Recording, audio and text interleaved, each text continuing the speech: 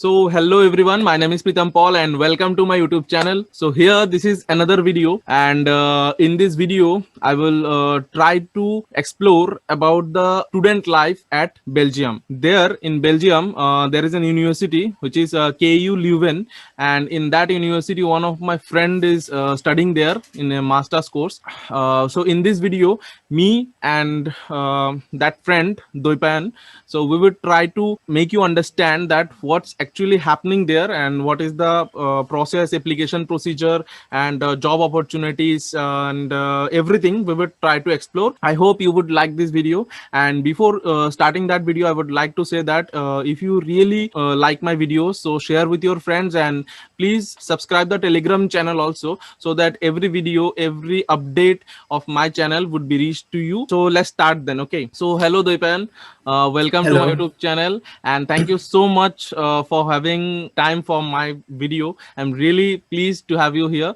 So please introduce yourself. Hi, Pritam. I'm really grateful to you as well, like to host for hosting me in your channel.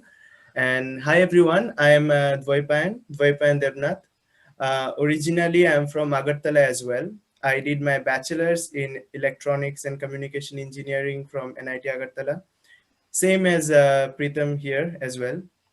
So after that, I'm pursuing my master's in KU Leuven in Belgium. I'm doing my master's in astronomy and astrophysics.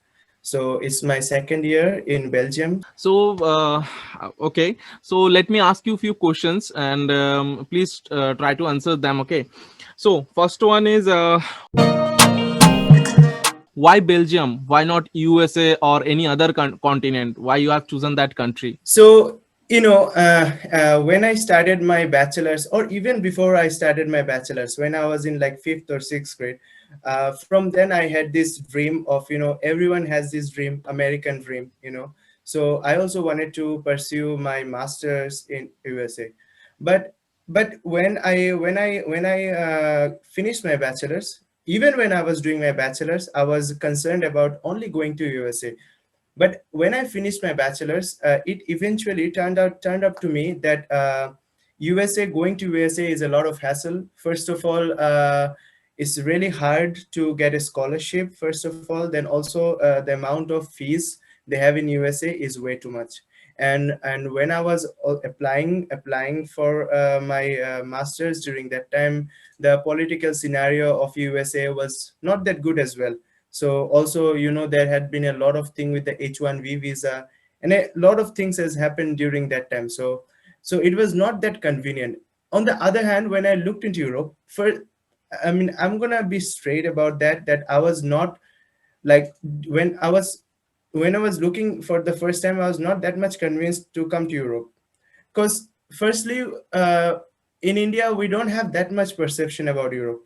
We all know about USA, we all dream about USA, but we don't have that much perception about Europe. So when I started looking into the universities, I found out that most of them were either had really low fees, tuition fees, or none at all. So that was really something that appealed to me, that those universities being so good universities, like the university I study in, KU Leuven, is one of the top 10 universities in Europe, the topmost university in Belgium, one of the top 40 universities in the world. It's the most innovative university in Europe. So the quality of education is second to none. But the fact that I don't give that much fees, which is there are some there's some drawbacks as well, which we will come to later on. But I think overall, due to all these things, and also my course, when I went through my course, like, yeah, I also had several other options of going to Netherlands or Germany or somewhere else in Europe as well. Firstly, UK was not an option because the fees is almost similar to USA. uh, Belgium, on the other hand, the fees I told you is quite less. Other options like Amsterdam University, I got into University of Amsterdam as well, but I found the course here at KUL was much more diverse, and I could indulge in many subjects, and I could choose whatever I wanted to. Because astrophysics is not like, it's a basically it's a huge thing, to be honest. So you can do stellar physics, you can do high energy physics, you can do galactic cosmology. There are many things you can do. So here at KUL they had like so many options, which was way too much intriguing for me, like, because I could choose any one of them. So that's why I did come to Belgium and, yeah, to KUL. Okay, that's really good to know, and I hope people would be understanding your thought also, because as you have said, and as also as I know that most of the people is having that US driven mentality, that US is the ultimate one, is the best one, actually, which is not true, by the way. So it's really good. And now I would like to know about the application procedure, that how did you apply, and how others can apply also, what are the Yeah. ways. Okay, so please tell us about that. Yes. So yeah, I can tell you, like, first two things. Two things is that first you need to make sure that you have all the things that you require for your applications, and next is that you need to know the deadlines of all the universities. So for that, there are many websites where you can go and find out the deadlines. Or the best way is to go to the university website and check their admissions. Go to the university website and check the admissions, where they will have the deadlines. Mostly for Belgium, for non-EEA students, it was the 1st of February for my for KU Leuven. So, but there are other universities which may be before that or after that. So as I know, for Scandinavian countries like Norway, it's much before that. So make sure. But for Germany, it's later in the summer. So you should always try to jot down all the deadlines.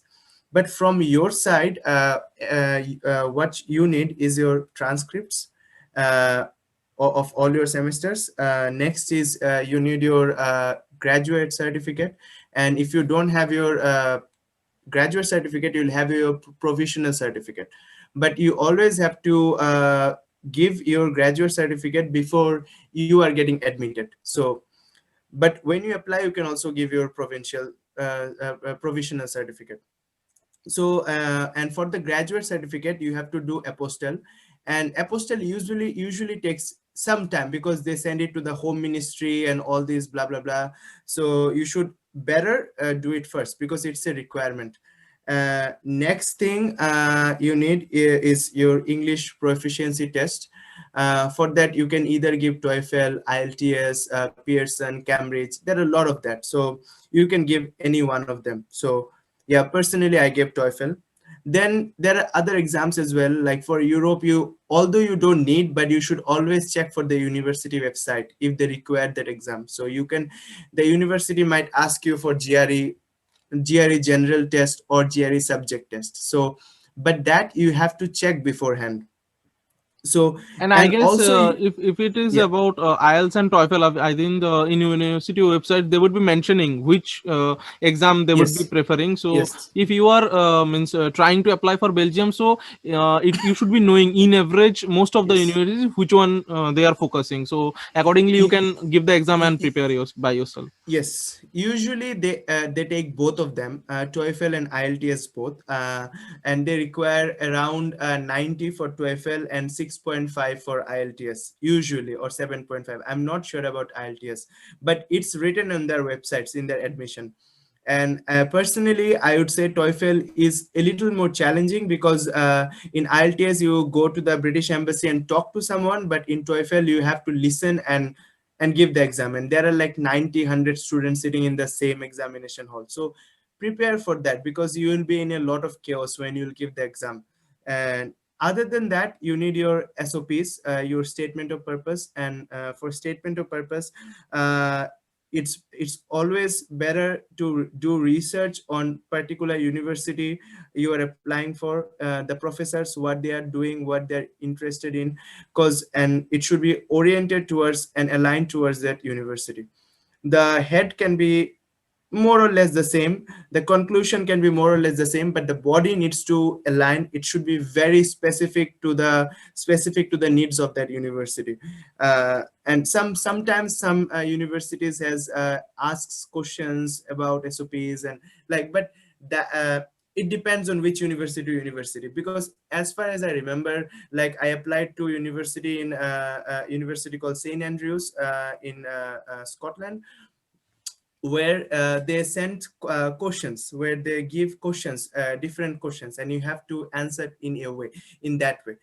And but most of the universities, they let you write, and they let you write whatever you want, and there is a word limit for that. Usually it should not be that huge, otherwise nobody's going to read that. And then last thing you need is your LORs, letter of recommendations. And for LORs, usually you need 2 or sometimes 3. Depends on which university you apply for. And for LORs, it's better to have personalized LORs. So it's always better to talk to your professors beforehand, or work with your professors, because if it's more personal, the university is going to know that he or she has worked with that.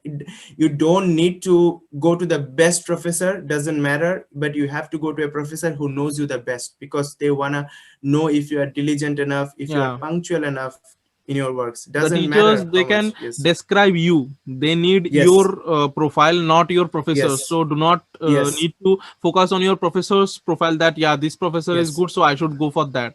Okay, Yes. so that is the thing. The universities doesn't score on your professors, they will score on you. So your diligence, your proficiency matters, and that professor needs to describe that, he or she needs to describe that about you.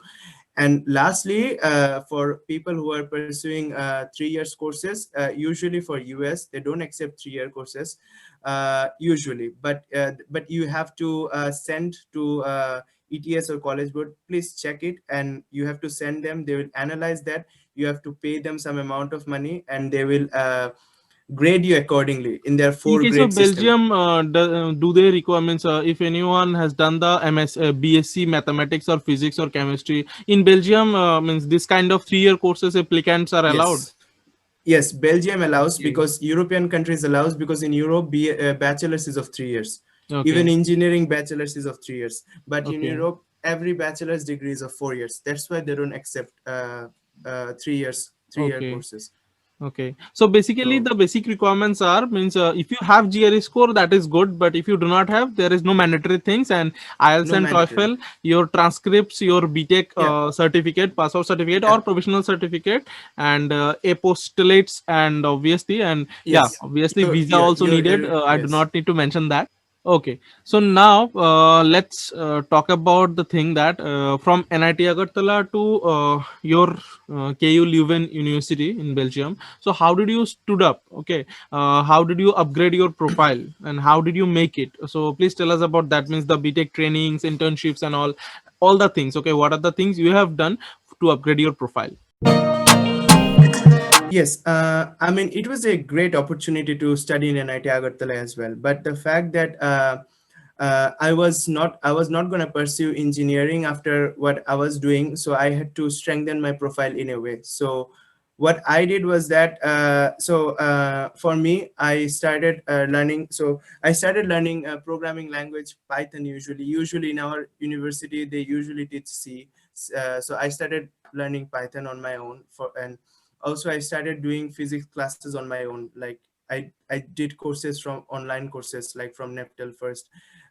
So and then what I did when I was in my second year, I did a robotics course from West Bengal, which was a good experience. It was a competitive environment, but I was really not gonna do that after that. But when before my third year, I started applying. Like I wanted to do an internship in astrophysics, but usually it's really hard to get an internship when you are from an engineering background. So I did an internship in Raman Research Institute. My topic was in pulsars. I did like my summer internship from there, Raman Research Institute, under Professor Avinash Deshpande, one of the best professors who works in radio astronomy in India. And after that, since I had no I didn't wanted to do job or something like that, so I was not interested in campus placement. So I focused my final year just on my thesis, just on my bachelor thesis. So I worked under Anirban sir of electronics department. Everybody knows him. So Oh, in our famous final Anirban year, Bhattacharya, sir, the coolest yeah, professor of NIT Agartala. Okay. yeah. Yeah. So in my we did like our project was called like we did include metamaterials to lock periodic antennas. So basically what it does is that it increases the gain of the antenna. We had a very good result. So Okay. Then after means internships, yes, projects, and okay. By the way, what was your CGPA? That thing I was. uh, I my CGPA was around 8.5, around 8.48, something like that. Okay. uh, And means after that, okay. So what did you means? What is your GRE yeah. score and GRE and TOEFL preparation? Please tell us about that in short. Yes. Uh, So after my university, I took an year off. Like I just took an year off. So I wanted to. So during that year, I gave my TOEFL and GRE both. So during the first part of the year, I concentrated myself like to do like physics courses online. So I did like around 12, 13 courses online, like from Coursera and edX. Like yeah. After that, I gave my TOEFL and GRE. So I got yeah. Yeah, so I got like in TOEFL I got 109 and in GRE I got 325. So, but yeah, then again, it's not really a necessity to get because you need the minimum score for TOEFL. Minimum score is 90. So if you get above that, doesn't matter. So I would like to know that why did you choose this course only? So for everyone, it's I never, the first thing is that I from the first time I started my BTech engineering as well, I knew that I'm not gonna continue my studies over there. So why I did choose astrophysics was that I was very much fascinated by how stars work, or if we can find planets or exoplanets, because that's something that mattered to me. That's why I did choose that course. I would always advise you, follow your heart, follow your passion, and do whatever you like. I mean, yeah, of course, it's you're gonna face troubles, you're gonna face difficulties, but just go on and do that. So like, yeah. So yeah, the answer is simple. It's just you, what you like, do that. So Okay, so after that, okay, let's talk about the fee structure there in your university or in Belgium. In average, what is the yes. fee structure? So usually in mostly in European nations, it's usually really less fees. But in my course, the amount of fees I give each year is 980 euros. So that comes around 80 to 90,000 Indian rupees per year. So there's a fee structure. With that, you get like a bus card, which is valid in the city. So you get ride the bus wherever you want. Also, with the university ID, you pay less for train tickets and everything. So there's a lot of opportunities in that as well. So yeah. Okay, so okay, one thing I wanted to ask that in USA the masters generally take 2 years in average. In Germany, if I talk about Germany, then 2 or more than 2. Okay, you can do masters by 3 years, 3.5 years, 2.5 years, anything you want. Okay, the flexibility is there. But in case of Belgium, I would like to know that what is the course duration?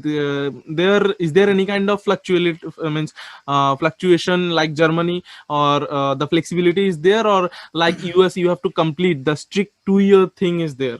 Please tell us about that.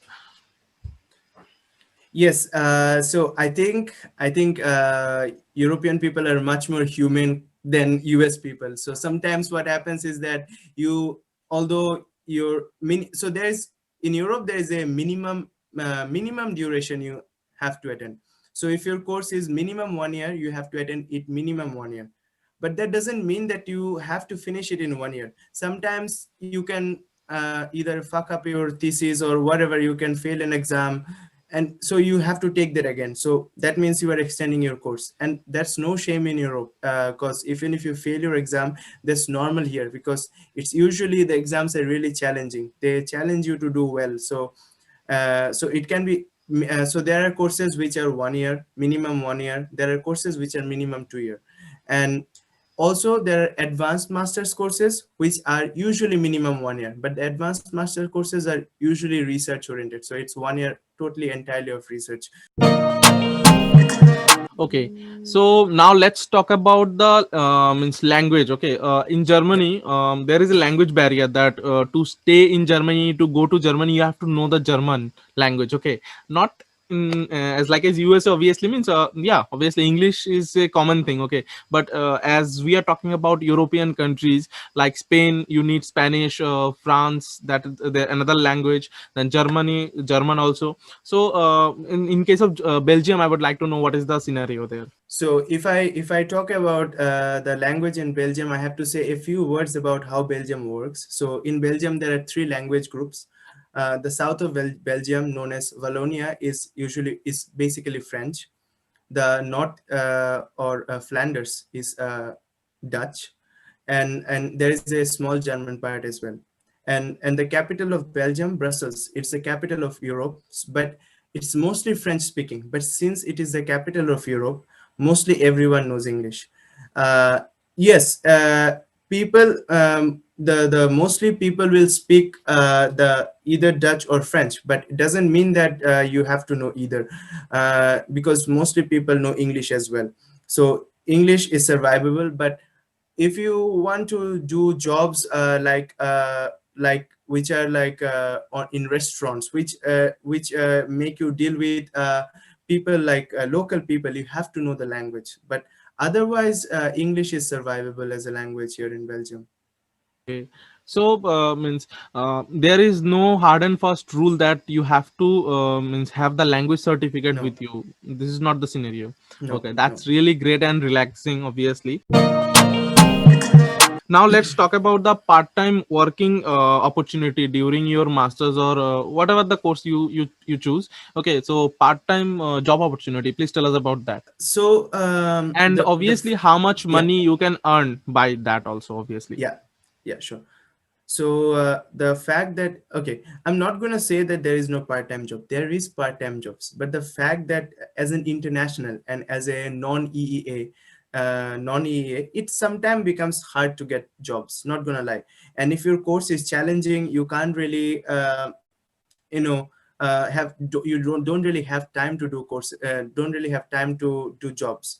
So that is something you'll always find challenging, but there are jobs, and if you want to do jobs, you will have jobs like in bars, cafes, restaurants, or anywhere you want, to be honest. So yeah, and also in my university in Leuven, like it's really close to Brussels, and Brussels is an international city, so it has a lot of jobs. But also, I mean, I cannot give you an informed decision right now, because like my 8 months or 9 months or 10 months, I guess, I have lived here is mostly during the pandemic. So during that time, you don't have that kind of jobs. So yeah, I guess there are jobs, but right now it's not really a job market. So Now let's talk about the job opportunity. Means if when after your master's courses, what are the jobs for as you are in astrophysics. Okay, I don't know about this field, but if you know, then please share the experience about the industrial means programs after the jobs. Is there any job opportunity there as like as USA or Germany or any other country? What is the scenario? I I think the job opportunities for industries, I think, is equivalent to somewhere like Germany, because I think maybe it's even more or less. I don't really know, but since Belgium is like in the center of Europe, like, and it has a lot of jobs, but depends on which sector you are going for. It can be industrial sector, it can be IT sector, but for astrophysics you need specific jobs, so that's a different aspect. So I don't think that everybody needs that. So yeah. Okay, now I would like to ask that after your master's courses, would you like to means go for PhD in that country, or means what is the scenario of PhD? Means it is really good, or means should people go for PhD there, or they should try to different countries? What is your opinion? Means Yes, I would really advise people to apply to PhD in Belgium. Like, I don't from my point of view, I have seen KOL. Like, the PhD scenario is really really awesome here.